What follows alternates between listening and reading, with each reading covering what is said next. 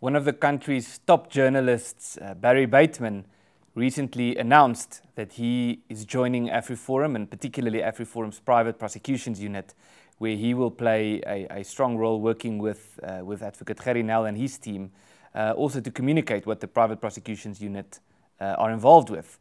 And I'm sitting here in the studio with Barry Bateman to find out more about Barry himself as a person and his involvement and why he took this step. So, Barry, welcome, and thank you very much for your time. Thank you very much, Alan. Really appreciate it. So I think I remember the first time we met. It must have been 10 years ago when I was still with AfriForum Youth, and you were a radio journalist. And I remember AfriForum's office, this building that we're sitting in now, hasn't been built yet. We were sitting across the street. I remember you, I can't remember the story, but I remember you coming into the office and you had a backpack and you had a cap. I remember that. Those early days, yes. Yeah. And you came with your backpack and your cap and you interviewed me. And I remember saying, okay, so this is the Barry Bateman I've been hearing about. But you've had a very spectacular career as a journalist so far. Looking back, what would you say are some of the highlights for you? Yeah, thanks, Alan. So, I actually think we met before that. I think it was actually while you were at, while you were at Tux? Just quickly a throwback, and I was at the Pretoria News. I think that could have been the first time we met. That might be it, yeah. That's my memory of the furthest we go back when you were still a student, if I recall correctly. Yeah. Anyway, but yes, I mean, I started off at the Pretoria News. From there, I moved on to broadcasting. So I was 5 years at the Pretoria News until 2010. Then went to Eyewitness News, took the jump from print to radio, which is, was one of the best decisions I've ever made. Then working for 10 years at Eyewitness News, part of the Prime Media Group, and then at ENCA over the last 2 years.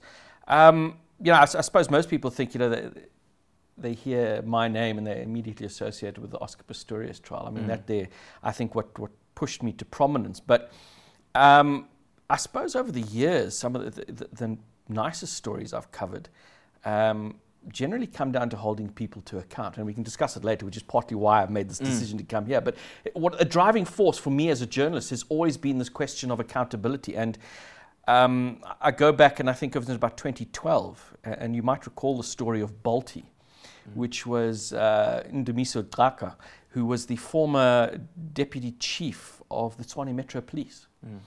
And it started off, I was presented with photographs. And what the photographs showed is that there was this BMW with this license plate Balti on it. And there was a motorbike with the same license plate number on it. And these two vehicles were being driven by the deputy chief of the Tshwane Metro Police. And that was my first real big investigation. And we exposed him as driving around with false number plates, and Balti is his nickname. We put it together with pictures on the internet. We got a Facebook of him wearing his biker jacket with Balti on the back. Yeah. And the accountability in that respect was he eventually lost his job. He was criminally prosecuted. Eventually, it took forever, but he eventually was prosecuted. That's one. I go back to the Fikile Mbalula story a couple of years ago, his Dubai trip. Yeah. I was maligned publicly by him when I first broke that story, but ultimately vindicated by the Public Protector report. And between that, dozens of other stories, but I think those are the two big standout ones, and of course, Oscar Pistorius. Yeah. And you've done quite a few court cases, quite a few is maybe even an underestimation of the extent to which you've done it. And so you've been involved with some of the really big stories in the country in the last 10 years, so which is very exciting for the Private Prosecutions Unit. So maybe before we get to the Private Prosecutions Unit and why you've joined and what lies ahead for you as part of Gerry Nel's team, what do you think is required of someone to make someone a good journalist? I think it's integrity. That's always going to be the thing. We hear these ideals of what makes a good journalist, and we hear these questions of objectivity. I mean, that's always the ideal, be an objective, report objective. And I think that is something to strive towards, but you'll always be affected by your own personal biases and so on. So the question of integrity comes into it, and understanding what your professional duty is. You're not there to advance your own interests. You're there to provide information so that the public can make informed decisions. So integrity is about not giving into perhaps a desire to push a particular narrative or something that is in your favor or something that's not in your favor, to ignore it, but to get down to what the very truth is and to try and convey that in an honest manner. But integrity general, I mean, it speaks to, and it comes down to honesty as well. I think if you can embody that as a journalist, I think you'd be successful. So where's that line? Because obviously journalists can have and should have, they have their own opinions, Yes.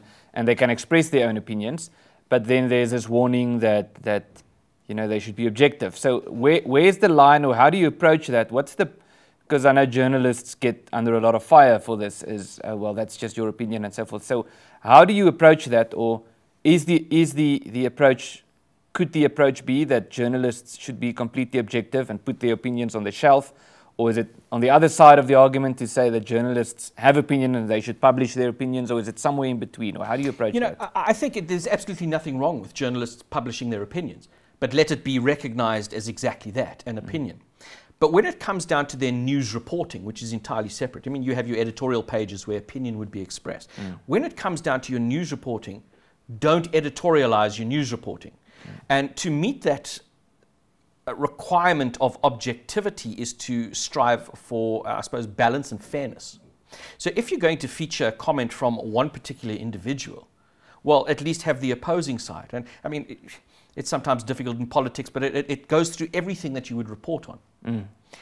If you are going to do that, but again, don't editorialize, and then don't go and get, so it would be on a particular issue and you go and get 3 voices, so you say it's variety, but they all say the same thing. You're not doing anybody any favors. Yep. So I think but again, delineate. You got your opinion, you're entitled to have it, but it must be labeled as such. I mean, these are standard editorial practices in newsrooms, to be honest, that we're talking about here. That's the way I believe it should be done. Yeah. So let's get to the Private Prosecutions Unit. You actually have a bit of a history with Gerrie Nel, in the sense that you mentioned now the Oscar Pistorius case where you reported. And over the last few years, you also broke a few stories, and you've written about the work that the Private Prosecutions Unit have done. Why take that leap from reporting about private prosecution outside the realm of the private prosecution, in other words, as a journalist within the media, to reporting on it from inside the unit? Why that leap? Yeah, well, just a quick point there. You know, I actually know Gerrie Nel and his team, Andrew and Chris and a lot of them. Before the Oscar Pistorius matter, it was the Chanel Henning murder. Yeah. Andrea Johnson, which was Nell's junior, and you know, even through the Oscar Pistorius trial, she lives just up the road from me. We're in the east of Pretoria, and Chanel Henning was gunned down in her area. And she drove past the crime scene that morning, and you know, she felt compelled to take on this particular case. Now, Mandy Wiener, my colleague who had covered the Jackie Salibi matter, she, knowing that I was at EWN covering Pretoria, she said, get hold of Andrea. She works with Gerrie. They're taking on the case. And that is how we met. And I mean, it just went from there. I covered the whole Chanel Henning matter and you know, got to see how Gerrie Nel and his team deal with cases. And then, of course, it just my luck, I suppose, that I had those contacts already when it came down to the Oscar matter. The step to move into taking on a role like this, leaving journalism and jumping into, which I suppose is communications. I have, since about 2016, been studying towards my LLB. I'm still chipping away at it. We'll get there eventually. But I've fallen in love with the courts. I've fallen in love with the law. I enjoy it. I see its practical application in life. But what we're seeing as well, what's happening in our newsrooms around the country, around the world, we're having, because of dwindling budgets, we're seeing far less specialized reporters, not only in courts, but just every other beat. There's no more beats. You have a jack of all trades. Yep. And I think in a specialized environment such as a courtroom, I think the reporting is failing in many respects. There's not many journalists understand court procedure, some basic aspects of the law, and you see it coming through in crime matters and sometimes in the civil cases as well. And I've often thought, well, for a while now, that I'd like to take my journalism skills that I've obtained, what I'm studying towards in law, and create a bridge between what's happening in the courtrooms and newsrooms, litigation PR, if you will. And this opportunity to work with Gerrie is exactly that. It's exactly what I want to do. The team is doing so much.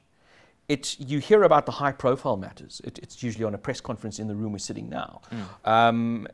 But there is so much work that's happening in the background that is having a real impact, that is making things happen that the public just doesn't hear about.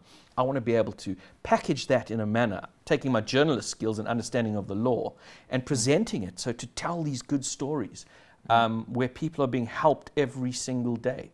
So when the opportunity arose, I grabbed it. Yeah. So you already answered part of what I wanted to ask you next, but maybe you can just elaborate a bit on what would your role be? Because you're not going to be a prosecutor, you're a journalist, but you're in the prosecuting team. So explain to us, what are you going to do and how do you fit into the bigger picture there? Right, so I mean, just this week, I was sitting in on 2 meetings with people who had come to Gerrie Nel and the team for help. I won't go into the specific details, but what we'd do is we'd sit in there. Now, those matters, time and energy being spent on by the team, might not, or in all likelihood would not result in a private prosecution as we understand it in terms of the Criminal Procedure Act. But the team would do a lot of work, sending letters, having meetings, engaging people, going to the extent of putting together a docket that we hand over to the state. That kind of work, a lot of it is not seen. I want to bring that work to the foreground, to be able to show that there is this role for the unit to play. The issue is highlighting quite honestly, Adams, the failure in the criminal justice system, where an individual has gone through the police, has gone through the relevant bodies and so on, and they just fall on deaf ears. Ultimately, they come to Gerrie and say, please help me. And through the work of writing letters, of engaging the certain people, suddenly there's a fire lit and things happen. That shouldn't be ignored and we just forget about it. We need to expose why the failure, or ask the question why the failure took place in the first place, and show that through the action of the unit, something has happened. So I'll bring those to the foreground. Yes. So is it too early to ask you to give us a glimpse of some big cases that you guys are working on already, or some things that lies ahead for the Private Prosecutions Unit? You know, I think it is too early. I mean, I've been there 3 days and that day, but I think what I've been tasked to do by Gerrie, and it's quite clear, is we're going to focus on the development of the concept of private prosecution. Gerrie's led the unit for 5 years now, but I can honestly say, and he agrees, it's still in its infancy, the development from a legal perspective in how the process follows for private prosecution to step in and take over the matter. But this issue of highlighting the failures in the criminal justice system. Just this week we were sitting on a matter where we prepared statements, and there were interviews with people which related to exactly what I just mentioned now, where somebody had been, an injustice had occurred, they did the correct thing by raising it with the authorities, and the authorities failed them. So it's those kind of matters. I just want to get more of them out, but I'm reluctant at this stage to mention anything by name. Yes. Well, I would say one of the things that fits in with that and with your role is something that I know we've discussed often, and our members often have questions about. How does private prosecution really work? So there's a lot of misunderstanding. I mean, everyone's not a lawyer, so people don't necessarily understand the difference between civil and criminal litigation and so forth, on the one hand, and then also there's this frustration that cases take so long. And we often get the question, but why hasn't anything happened yet? It's been 6 months since you filed a complaint or something like that. So I would say, or do you see that as part of your role also, is keeping people updated about certain cases, helping people understand what the process is like and how does the process work? I think you're absolutely spot on, and you're right. And it comes down to what we were talking about, communicating the development of the concept of private prosecution.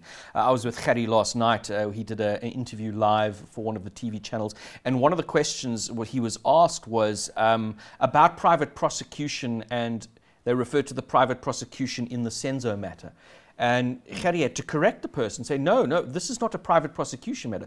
We're on a brief from the family of the deceased, but this is very much a state matter that is being prosecuted. So I think in many respects there's a misunderstanding there. People also make the claim that, and there's criticism of the unit, you're trying to take over the role of the state, which is absolutely not true, because the unit can only operate where the state has made an active or a conscious decision, we will not pursue this. They say, we don't want to do it anymore, and that gives the scope for the unit to step and say, right, give us that certificate, which we need in law, for us then to process the matter privately. So there has to be a decision made by the National Prosecuting Authority that on their reading of the evidence, we no longer want to pursue this matter, and they issue this certificate. And that is when the Private Prosecution Unit can step in and initiate a private prosecution, but only at that point. Mm-hmm. Well, I think on that note we can close it. So Barry, thank you very much, and I know that we're going to be hearing from you a lot in the future. I'm looking very much forward, and I know the viewers are looking very much forward to hearing from you, to see what lies ahead for the Private Prosecutions Unit, given also the circumstances that we are in the country at the moment, and there's a lot of questions about the criminal justice system. So thank you very much, and we look forward to hearing from you. Thank you very much, Alan.